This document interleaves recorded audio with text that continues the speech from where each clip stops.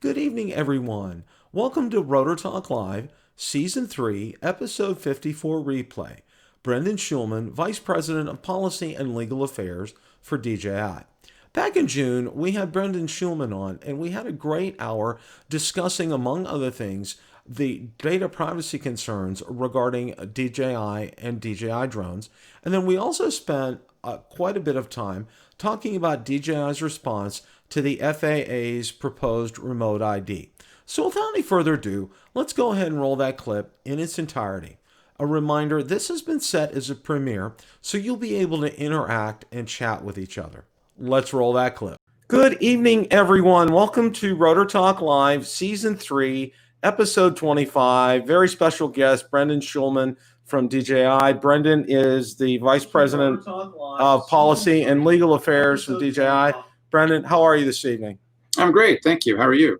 Very good. We're real fortunate and very thankful that you're able to spend some time with us tonight. And we're just going to kind of get right into it. Now, I know there was an article that just came out today regarding data privacy. And I know Booz Allen Hamilton very well, a former friend of mine, well, not a former friend, but an ex-girlfriend of mine worked for them. And they did another independent study, and it shows that there was no data breach as far as DJI was concerned. Could you care to elaborate on that a little bit?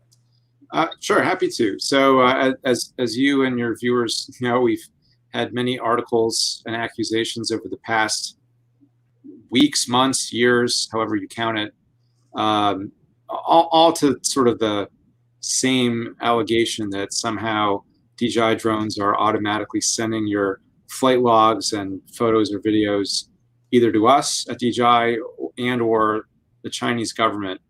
And so what Booz Allen Hamilton did on behalf of Precision Hawk was to look at three DJI models, the two government edition platforms, as well as the Mavic 2 Enterprise, and do a really close analysis of the security. And their conclusions, from my point of view, are entirely consistent with what we've been saying for years, as well as the probably 4 prior validations going all the way back to 2018.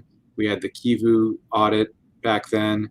After that, we had the Department of the Interior program, DHS, which supported the Department of the Interior. And if you go back even further than that, there was a NOAA, the National Oceanographic and Atmospheric Agency, did an analysis as well. And they all kind of say the same thing. In this case, confirming in the analysis, saying there's no evidence that data is sent to DJI or China or to other unexpected parties. So I think that's great news, although in some ways I think it's not news. It's just more of the same.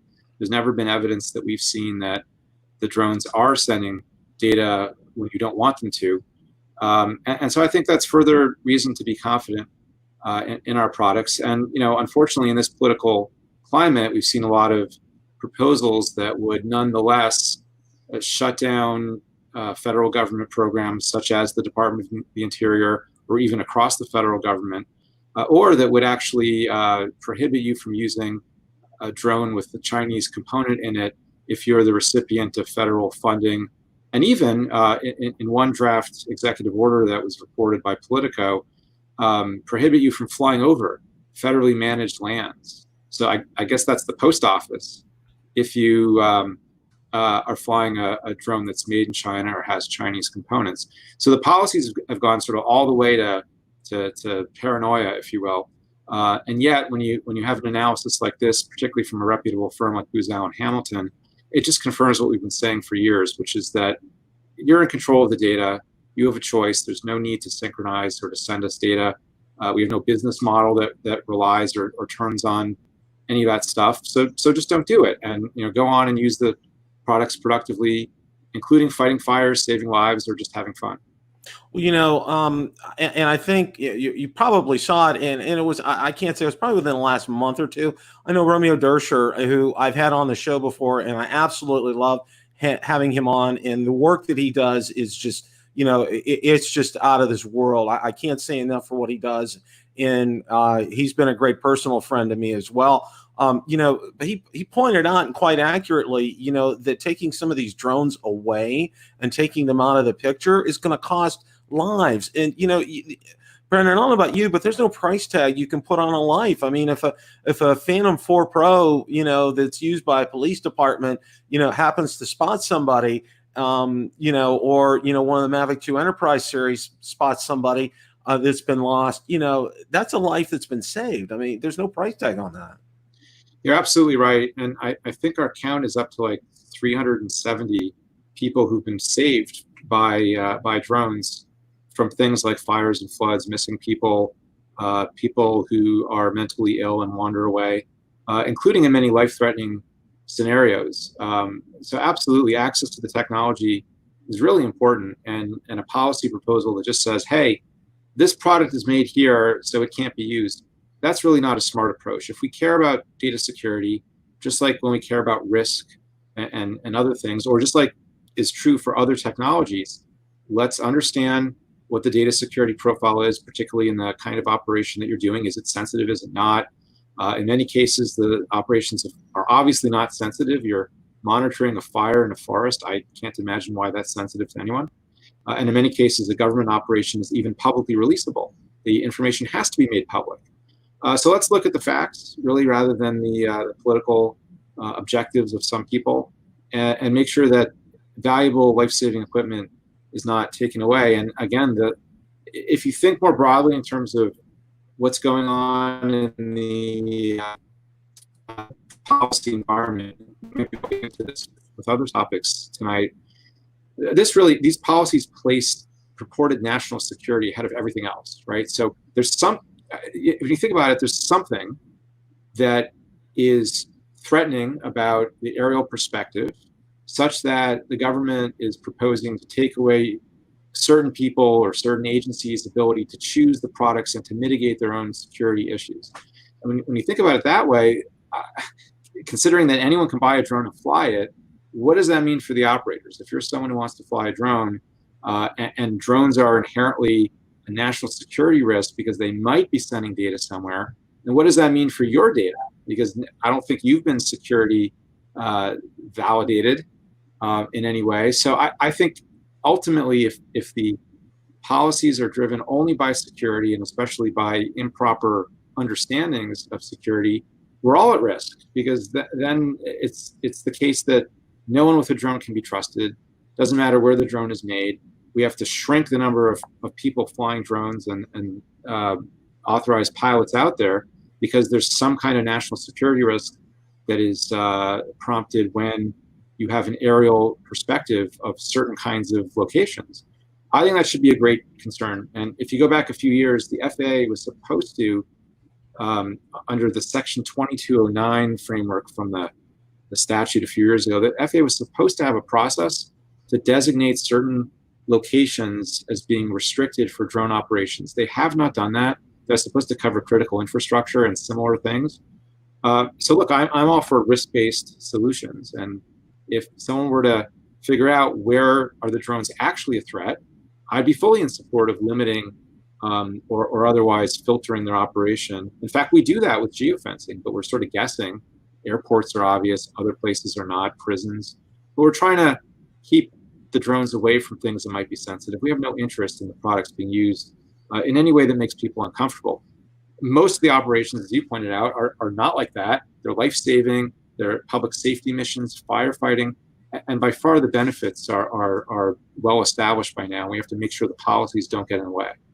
Well, for us hobbyists, we look at it as a hobby. It's something that recreationally that we do and that we enjoy, photography and videography, and just, it kind of gives you, it's kind of like that, my dad was into golfing. Okay. And for me, it's evolved from, I had gas powered planes when I was younger, and now it's evolved into drones. And I absolutely love it. I love the technology. I love how DJI just increasingly just ups the ante each time. The Mavic Air 2, I could talk to you for hours about how much I like it. But, the thing is, and you pointed it out so well, and here for our instance, okay, why would somebody want to know about the dimensions of my lake in my behind my house, or when I flew down to the Bay Bridge here in Tampa. Why is somebody going to want to know that data? I mean, it's just absolutely, there is also there is a need for national security, and that's to be understood. But Right. you're looking under rocks here, and you're not finding things. This is, like you said, the fourth study that was done. Let's move on here. And I think one of the other things that I want to say is this: I know that the government apparently has contracted with Parrot to be able to do some things with them. Okay, now I know some of my drone people out there have the Anafi and they love the Anafi, but I'm going to say this, okay? That's not a solution for real time enterprise use. Okay, that's not a drone that's going to be equipped to do that. There are so many shortcomings as far as it being an enterprise type of level drone. Well, look, my role has never been about promoting one product over another. The work that I've done for 5 years, and even before I was at DJI, was really to advocate for everyone to have the use of a drone in a way that's least burdensome and most reasonable with respect to the regulations. So really the work that I do benefits everyone. When it comes to things like remote ID or registration or flight over people or things we've done in terms of state and local legislation. I don't make advocacy into a matter of one product versus another. And on these issues, the security issues, the point is let the customers choose. Let the Department of Defense support and buy an American drone. Makes sense to me. Obviously, they're going to have very high standards. DJI has not marketed or advertised its products for military use. Go ahead and buy what you want. But when you have policymakers who clearly don't understand the technology and haven't read the facts that have been put out in these validations, saying, no, you just can't use or buy the product just because of where it's made, that's when we're in trouble. And by the way, many American branded products also contain components made in China. In fact, the entire Department of Interior fleet is grounded, not just the DJI drones that only make up like 17%. So really the impact is devastating and broad. It goes well beyond one company versus another. I remember working with the folks at Parrot on things like registration and flight over people. More power to them if they have a product that competes in the marketplace. That's the way it should be. Absolutely, I'm in agreement with that. The main topic that we really want to spend some time and focused on, because I know you were very passionate about it and you were very involved with it, is remote ID. And what I'd like to start off with tonight, Brendan, if you could kind of give us an encapsulated version of how the whole idea got started for remote ID, and then we'll kind of go from there. Sure, it's a bit of a tale, but I think it's important to understand the backstory here. So it mostly starts in the fall of 2016 when Congress put into the FAA Extension Act. That's a bill that provided funding for the FAA. Each federal agency has to be reauthorized every few years, and the FAA bill was being negotiated for a number of years. But one extension version of that said, "Hey, FAA, go and figure out how to do remote identification using industry standards. Figure out how to get that done." And then what happened? Remember, 2016 is when Part 107 was finalized. The next step that FAA had on its schedule was, let's figure out flight over people and night operations, because those are excluded from Part 107. And we're all looking forward to that, in part because operations at night and over people are life-saving. So in early 2017, as FAA was getting ready to issue a notice of proposed rulemaking for flight over people, the federal security agencies, including FBI, DOJ, DHS, said, "Wait a second, we're now worried about national security, flight over crowds. If we don't know who's flying the drones in that way, we have a security issue that we can't resolve. We don't know whether that person is authorized or not." And of course, you can just look to the media environment. At that time, there were many scary stories about the threat of drones, either at airports or crowds or what have you. So that was early 2017, and the security agencies basically said to the FAA, you can't move forward with any expanded rulemaking for other ways of flying drones beyond Part 107 unless and until there's remote ID.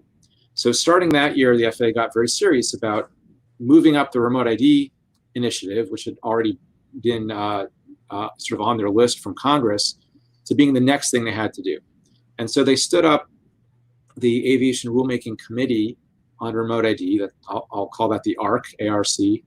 I was on that along with 70 or 72 other people representing various interests that we can talk about.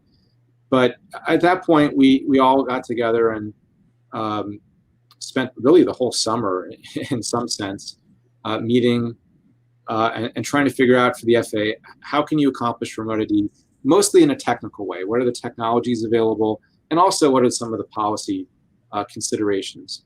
So really, and then from that report, which went to the FAA in the fall of 2017, we waited over 2 years for the FAA to get out its notice of proposed rulemaking, which is the FAA's proposal for how to get it done. And we can talk about how the ARC report differs from what the FAA put out and who is on the ARC and things like that if you want. But that's the backstory is there's an urgent and sort of overarching need articulated by federal security agencies that remote ID has to get done before anything else can happen in terms of UAS rulemaking.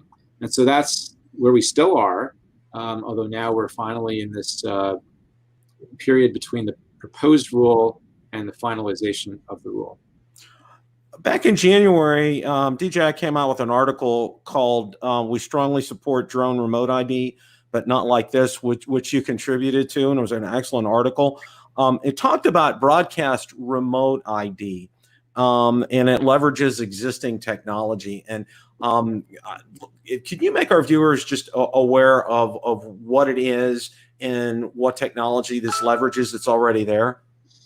Yeah, sure. So given the story I just related about how important remote ID is to the federal government, and by the way, the same types of needs are also present in Europe and elsewhere. So really, drone remote ID is going to happen. And you could see that in late 2016, or at least by early to mid 2017. So, and there are good reasons for it. It does make sense to have accountability, like a license plate on your car, right? So remote ID makes a lot of sense. But my personal perspective, as well as DJI's, has been, let's get it done, but in a way that accomplishes two things. Respect the privacy of the drone operators, because where they operate and who they are is personal information, and in some cases it can be business sensitive information, or it could just be information about a young student flying in the backyard. And number two, let's make sure that the solution is not overly costly. You know, if we can do this in a way that's efficient or even free and easy, just like you stick the license plate on your car, you know, after you buy it, and you never think about the license plate again. Maybe you got to put the windshield sticker on, which is an inspection issue, not so much a registration issue. But basically, your license plate is done once you put the plate on your car after you buy your car. So can we make remote ID like that, easy and cheap or free? And that's really the approach we took in the ARC, as well as in developing our own solution called Aeroscope, is let's use existing technology so that ultimately you, the users of the technology, aren't faced with unnecessary costs and hassles, as well as an invasion of privacy that might come if you were to require all the drones to be networked to one system that's collecting all the flight information. So what we wrote in the Viewpoints blog post that you're mentioning is really our reaction to the FAA proposal in light of the discussions that we had at the ARC, including the report that recommended either broadcast or network. And what is this broadcast network? Well, broadcast is just a radio signal transmission out from the drone, which should be pretty familiar to you. It's just like what's already there in terms of watching the video downlink. That is a signal that's being sent from the drone over radio to your remote controller, versus network, which was sort of the method that was advocated by various parties at the ARC, which would require each drone first to connect to the internet and feed the ID information through the internet to some kind of network system, which then ultimately provides it to the law enforcement officer or whoever on the ground needs it. So from our perspective, let's do this the simplest and most direct and easiest way, which is just broadcast your license plate type of information to whoever's nearby who might be impacted by the flight of the drone, rather than connecting the drone to a whole network infrastructure in order to accomplish the same thing in a very circuitous way with a lot of costs and steps and hassle that would be imposed on the users. So DJI's perspective, we understand remote ID is important, it's got to get done, and we are supportive of it, but we can't support a solution that is more burdensome or more invasive than it needs to be. And that was our reaction to the FAA proposal on the first read, especially, which is what you're referring to, is that blog post that I think went up just a couple weeks after the NPRM came out. Mm-hmm. Yeah, and one of the things, there's a couple of things that I know I've been getting a lot of comments about whenever we've been talking about remote ID. One of them is, the ARC proposal is something, and this is something I've been in IT my whole career, Brendan, for 30 years. And whenever a system is designed, okay, it's what they call architected out. And then, they put it through some simulations because, our VPs and above, they want to see that this is going to work before they commit to spending, hundreds of thousands of dollars to build a new system. Okay. And correct me if I'm wrong, but what the ARC proposed was never actually, it was just on paper. And what the DJI solution, if I'm not mistaken, there was an actual demo of it up in Montreal. Yeah, that's right.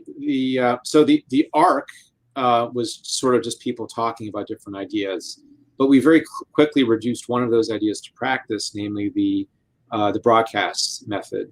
Now we did that using the technology we had available, which was the existing protocols on our drones, understanding that at some point, just like any other IT industry type of solution, you need to standardize it so that anyone can create the transmitter and the receiver.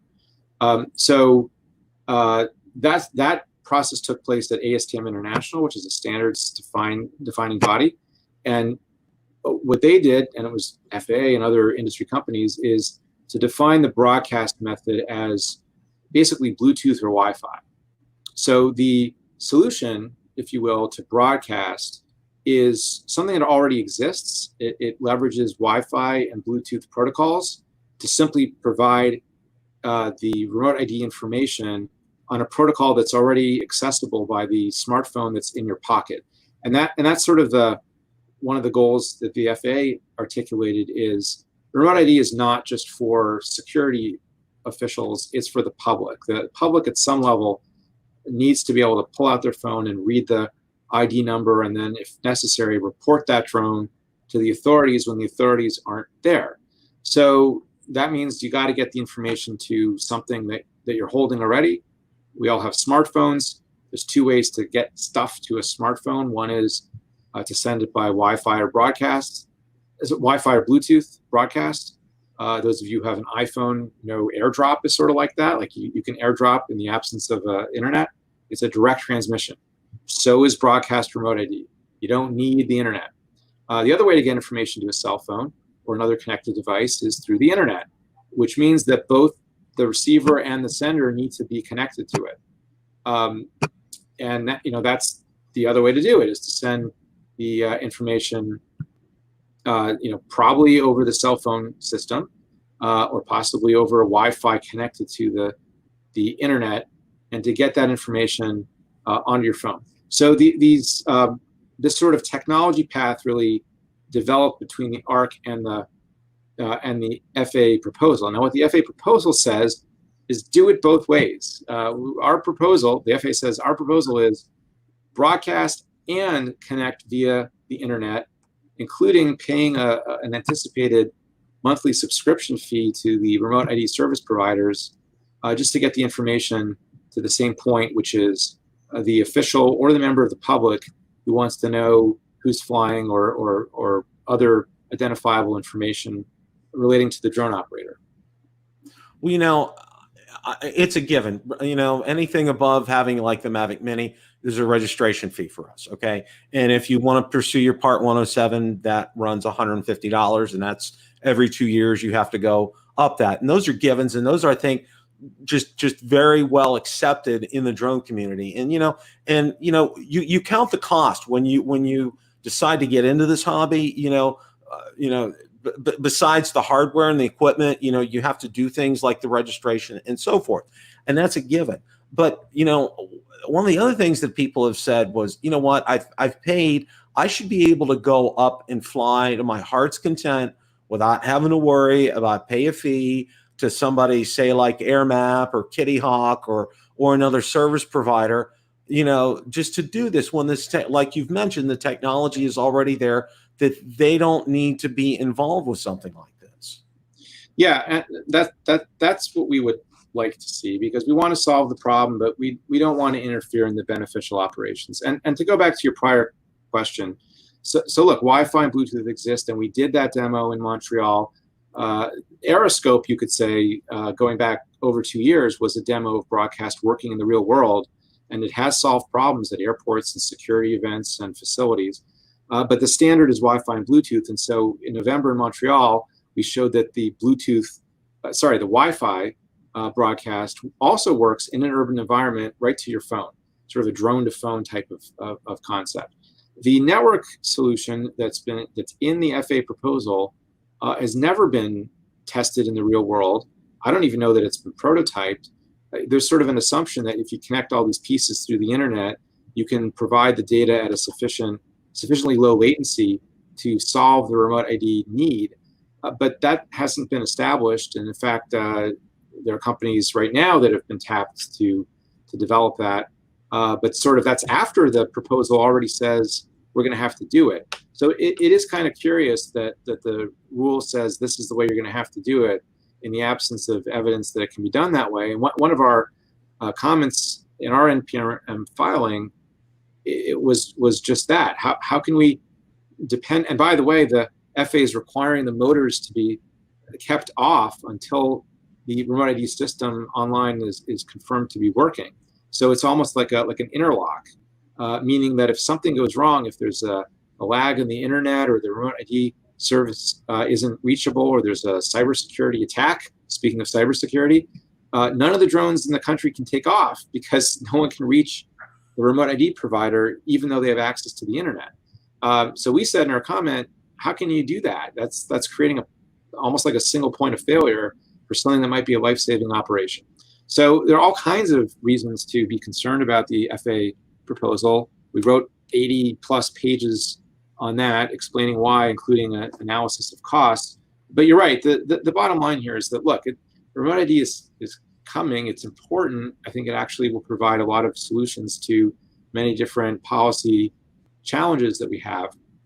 But it's got to be done the right way so that it's successful. If 50% of people flying drones hate it and don't want to do it because it costs too much and it interferes in their enjoyment or their business, then you're going to have a solution that fails. And ultimately, that goes back to the original security requirement that the drones be identified. If you can only identify half of them, then you don't have a solution at all. And now you have half the people doing remote ID, half of them not, and therefore 1 out of 2 drones that comes across the stadium, has to be shot down or is potentially a rogue drone. The point of remote ID is to eliminate the friendlies and focus on the drones that are actually a threat in a security scenario, and that becomes a goal that can't be accomplished if remote ID is not successful. And so our advocacy, including in that blog piece, is we need remote ID to be successful so that people can continue to use and enjoy drones and society is comfortable with them. And that's why we have to do it in a way that's low cost and reasonable to the end users. I have a friend who lives out in Idaho, and he flies in Class G airspace all the time. Okay. In fact, he lives by the Snake River Canyon where Evel Knievel did his jump out there. And a lot of times when he gets out there, he has no cell phone service. There's no carrier out there.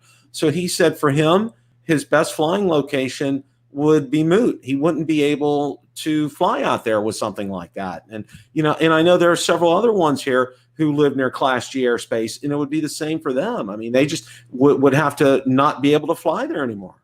So actually, that is, in all of this, there's this misconception about what the proposal is. And I'm not sure where this started, but it seems to persist, including in many comments that I read that were filed with the FAA. The proposal does not say that you need to be connected to the internet. What it says is if the internet is available, then you must be connected to the internet. Okay. Now, there's a whole theoretical discussion, especially if you're in IT, that we could have about what it means to have availability of the internet. In theory, if you have a satellite phone, you can reach the internet from the moon, or so. And that was a section of our comments saying you can't have availability of the internet be a trigger for a regulatory requirement. But that is what the proposal says. If you have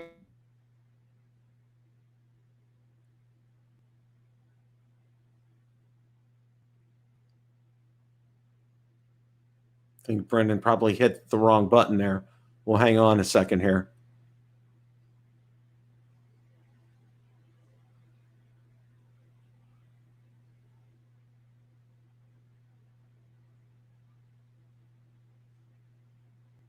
Yeah, Brendan was talking about, we had just, we found out, that an internet connection really, quote unquote, technically isn't needed. And that's what he was discussing, the latest of here. So I think he probably accidentally hit mute, but as soon as we get him back, we'll get him back here. He's bringing up a lot of good points as far as remote ID is concerned. And, DJI solution, DJI wants this to work. Okay. And in order for this to work, he brought up a good point. Welcome back. Maybe it was ironic that happened during that discussion.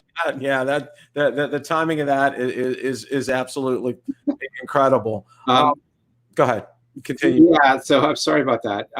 Actually, my laptop timed out. I need to change the power save feature, but so that was not an internet failure. That was a laptop timeout failure.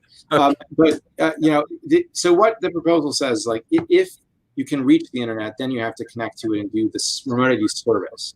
But if you're in a place that doesn't have internet, like the places you're describing, then you can do the broadcast instead. Okay. Now, I still think there's going to be edge cases that are a problem. Like, what if you barely have connectivity to the tower enough to sort of have the internet there, but data is not really going through? Now you've got a remote ID system failure, it seems, and FAA's proposal says the drone has to stop itself from taking off in a situation where internet is available, but the remote ID service is not working. So there's still a problem in places you're describing where you're sort of on the edge of connectivity. And that's certainly a major concern. But I do want to dispel this sort of myth that's come up in the comment process that if you're in a place with no internet connectivity that you're grounded. That's actually not what the proposal says. Okay. Thank you for clearing that up tonight. And I know I looked over DJI's comment, if you will, and a 98-page comment, and I read about five to 10 pages of it, and it was well laid out, well organized, well done. And I know, a lot of other drone reviewers, like myself, we put some very thoughtful comments out there. I know, and of course, there were a number of rogue comments out there that weren't really, using probably profanity and so forth, that really just needed to be ignored.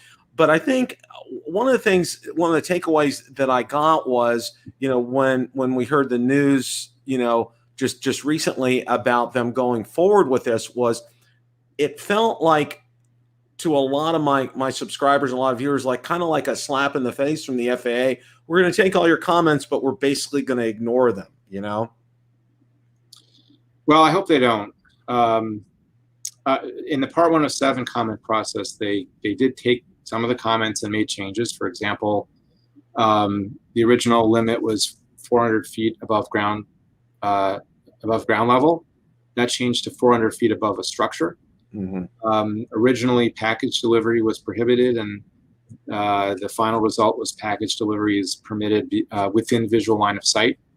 So they're supposed to take thoughtful and constructive comments into account, and I hope they do. I have heard that they've completed the entire review of the 53,000 comments, which is impressive. The Part 107, I think, had maybe 5,000 comments, and it took them, well, I'm not sure how long it took them to review those, but the entire process of finalizing the rule took about 1.5 years. And here I've heard the FAA is aiming to get this out by the end of the year, which is, that would be about a year, which is aggressive for an agency to finish a rule, particularly when they get tens of thousands of comments. Now, a lot of those comments, I don't know how many are cut and paste, and those tend to just be treated as one comment if they're sort of originating from a trade group or some kind of advocacy type thing. So maybe to some extent that explains the speed. But look, we'll have to see. I think it's still possible to talk to FAA and make sure they've heard your concerns. At some point, you can talk to your members of Congress, who, especially if you have someone who in your district, representing your district, who sits on one of the oversight committees, the House Transportation and Infrastructure Committee or the Senate Commerce Committee. That could be one route, is to tell Congress that you're concerned. Also, the FAA symposium is coming up. To the extent you plan to go to that, you can send your comments to the FAA. Even though that's a virtual symposium this year, I believe there's some ability to connect directly with FAA officials. But look, it's a democracy, right? Like the comments are supposed to be reflected in the outcome, and depending on which issue you care about, there would need to be some significant justification, I would think, for disregarding many thoughtful comments. I hope that's not the case. Yeah, same as well here. Same here with me. I'm also a member of the AMA, the Academy of Model Aeronautics, and one of my side hobbies is RC planes, and I mean, I've that's been kept dormant for a while. I don't have a YouTube channel on it, and I don't talk a lot about it. But what those folks do for this community is absolutely fantastic. I mean, some of the fields that where they do their flying are just manicured. They're perfect. I mean, it's like a community in and of itself, and it's very fantastic. And, this proposal, is going to kind of like turn their world upside down as far as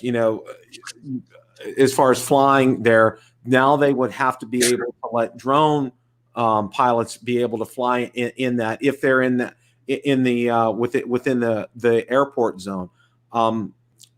And I know, and I saw out there, and you had mentioned about cutting and pasting in comments.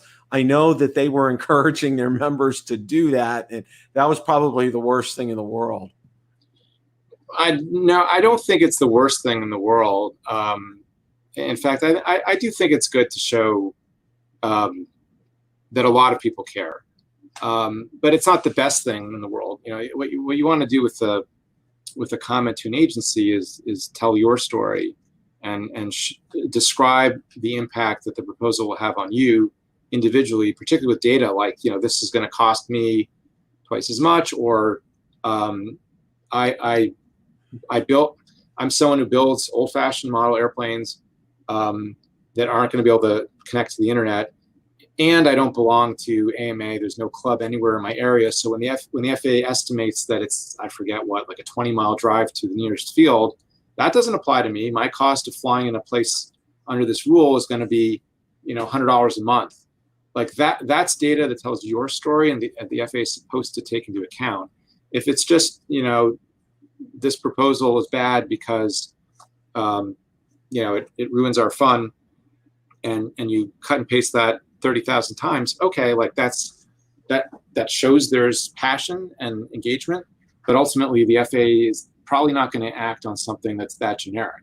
So it really depends what you say and how you say it, and particularly if you have specific stories. And in our materials that we put out in terms of tips on commenting, we said, tell your story. Like, get out there and you're an educator at a school who's got, classes of students who want to learn about drones or aviation, and this is now going to be a burden somehow. That's the kind of, I've seen comments like that just in the system when I was looking at them a couple months ago, and I like to think that some of that's going to make a difference. I agree with you. I really hope that they do, and I hope they take heed of that. And one of the other comments that has come across my way a lot is, a number of people have said, "Oh, well, the FAA is doing this to clear it for Amazon and UPS and other drone delivery companies." And one of the things that I've come in real quickly and said is, look, okay, that technology, I don't think we're there yet as far as, next thing you know, my Amazon Prime delivery is going to be dropped off by a drone in front of my house. I don't think we're at that point or even close to it as far as the technology is concerned. Well, it's nice to see some progress, particularly in the current pandemic situation on drone deliveries. I tend to share your view that there's still a number of steps left to get that going at scale, and most of the projects tend to be pilot programs or research. But I'm not sure I agree entirely with the premise that this proposal is a matter of clearing the skies. I think it's a couple of things. First, of course, companies that only care about delivery are going to be focused on that. And remember what I said at the beginning, that nothing else gets done for them unless there's remote ID. Why? Because the security agency said so. So if you're a company that wants to do things that you can't do today at scale, and remote ID is standing in your way, and you expect to be part of remote ID and traffic management anyway, so this is just no big deal, then of course you just want to move forward and don't care much about other UAS users, because it's just not something you would care about, and that's kind of understandable. But that's different from, this is being driven by companies like that. I do think it's more accurate to say that the security community is driving this in a way that is arguably unreasonable. And it kind of ties back to the beginning of our discussion tonight. When I said, security outcomes are driving a lot of drone policy, here you go. So the desire to have broadcast and network is probably more driven by a sort of a desire by security stakeholders to know it all and have it available everywhere, much like a license plate tracking database would provide lots of interesting information if you were a security official. But at some point, there needs to be a balance between security interests and civil rights, civil liberties, just the interest of technology, what's reasonable cost, hassle. Government's supposed to balance competing interests. And clearly, there's a competing interest between all-knowing security and freedom to operate and privacy, as well as cost. So someone's supposed to figure that out, namely the FAA. But I do think they've been under pressure for 3 years now to come up with remote ID in a way that satisfies security agencies. I think that's much more the case. And then you've got the industry companies who want to do other things beyond remote ID, and they don't care that much about the remote ID outcome, but they're being held up because of the security requirements. So they're happy to sort of give everything away, or let's just say yes and move on, in order to move forward with drone rulemaking and advanced operations. So I think that's maybe a more nuanced way of looking at what you're suggesting. It's more complicated than. And by the way, I should call out Wing, formerly Google, for being very supportive on the sort of the standards-based approach, the ARC recommendation of either or, trying to be reasonable, as well as protecting the innovation that comes from model aircraft and amateur hobbyist operations. If you read their comment, I think you'll see that even among the big players in the industry who want to do delivery, there are reasonable opinions and perspectives out there if you look for them. I know a number of people have said they're hesitating in buying a new drone this year because of remote ID, because they're not sure what the changes will be. They're not sure if their Mavic 2 that they're going to buy tomorrow is going to be able to work, say, in January of 2021. And I tell everybody, one of the things that I think a lot of us, as far as drone content creators, like to emphasize is get the drone that's going to meet your needs right now. Okay. And I know DJI is having sales, and I know, like, the Mavic 2 Pro series, the Mavic 2 series, I know there's the Father's Day is coming up. I know there's going to be a sale on it. It's just these happen from now, every time, and you can get some great deals. And I can tell you from a content creator standpoint, the Mavic 2 Pro is just an exceptional drone for me, because it's done everything I've asked it to and then some. And then the creativity and the ingenuity that DJI, and I've always said this on my show, Brendan. I said, DJI never wastes technology. They're always a step ahead. They're always wanting to keep moving up above, and I think that's fantastic. But what do you say to people who are saying, well, I just kind of, remote ID, I want to wait till next year? What do you say to people like that? I don't think it makes any sense to make purchase decisions now on the basis of remote ID for a few reasons. If you look at the FAA proposal, first of all, they're working to finalize it by the end of the year, but I don't know that they'll be able to accomplish that. That's aggressive.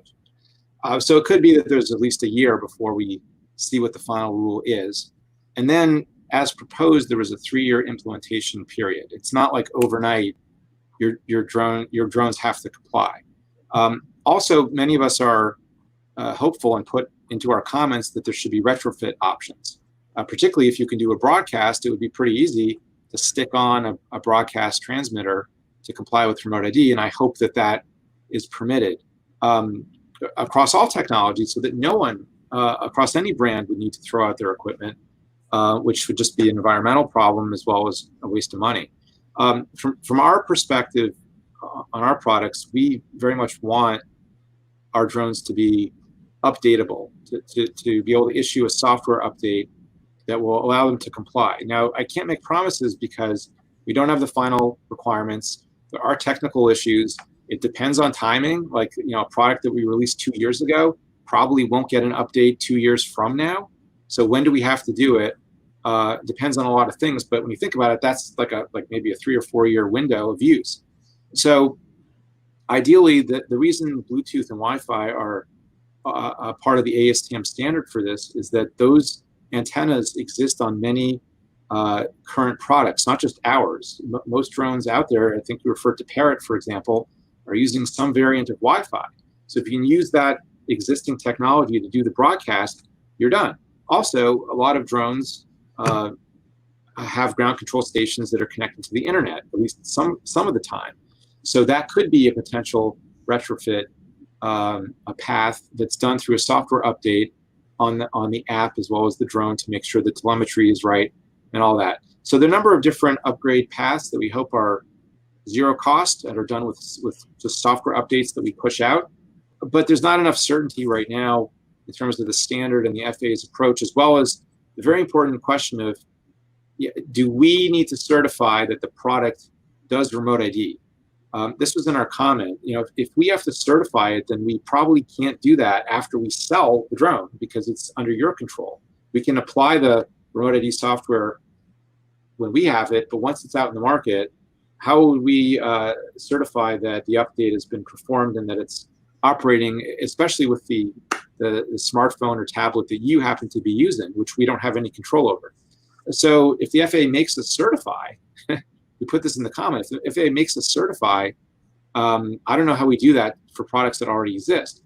But I have a feeling like everyone recognizes that that's not going to solve remote ID if we can't address the probably millions of products that are out there in the world already. Then how long will it take for 90% of drones to have remote ID? A long time. So there's got to be a way to upgrade and retrofit one way or the other. And that's why I say don't wait with a purchase, whether it's a DJI product or anything else. You're just sort of taking away your own fun or enjoyment or productivity, probably for the next 2 years at least, while you wait for the government to finish its work. And by the way, just look look at other FAA initiatives. I think it's clear to me that waiting on the government to get something done is probably not a winning proposition. So it would make no sense to me, as an avid drone enthusiast going back to the mid-90s, or model aircraft for that matter, which I continue to buy and fly. I'm not stopping myself from buying something because of remote ID. Well, and thank you for clarifying that, Brendan, because I know a lot of people have said, they're steadfast. They said, okay, if it's under $1,000, I'll buy it. If it's over 1,000, I'm going to wait on it. And and my whole take on it all along has been, if it's going to meet your needs, get it. Because, for example, I'll just point this out. You talked about adaptability and being able to retrofit. Well, with the Mavic 2 Enterprise series, there's the notch on the top of them, so you can be able to add the loudspeaker, the lights, the strobe. And obviously, DJI is so incredible. They'll come up with something. Parrot will come up with something. Autel will come up with.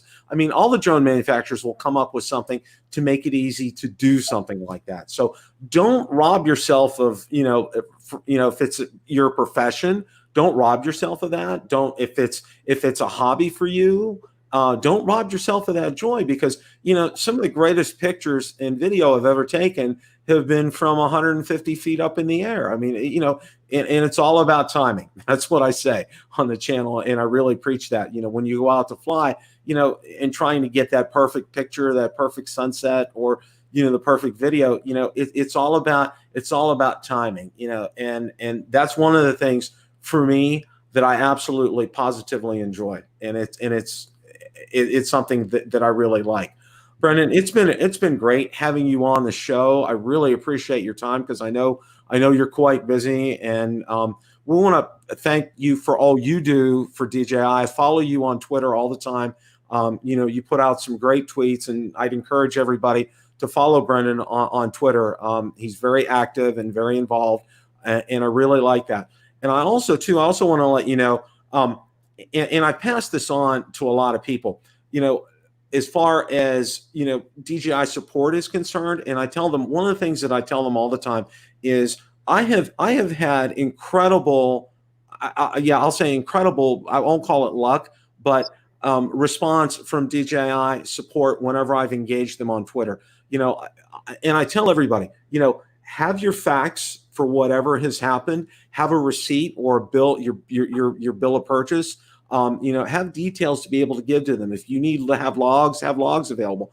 And I'll tell you what, Brendan, every single time I've gotten the answer back. Sometimes it's not what I wanted to hear, but they've gotten back to me, and they've gotten back to me in a timely manner. I think that's fantastic. Well, I appreciate the conversation, and do welcome people to follow me on Twitter. The handle is Drone Laws. And I do respond to direct messages there as I can. So if you have question that comes out of this program, just drop me a line, and happy to try to get your response. Well, again, thank you so much. Thank you for the great work that you do. Thank you for being a great advocate, not only for DJI, but for all of us drone hobbyists and professionals out there. We really appreciate that. I want to thank everybody for joining us tonight. And remember, as always, it's a great day to fly. Take care, everybody.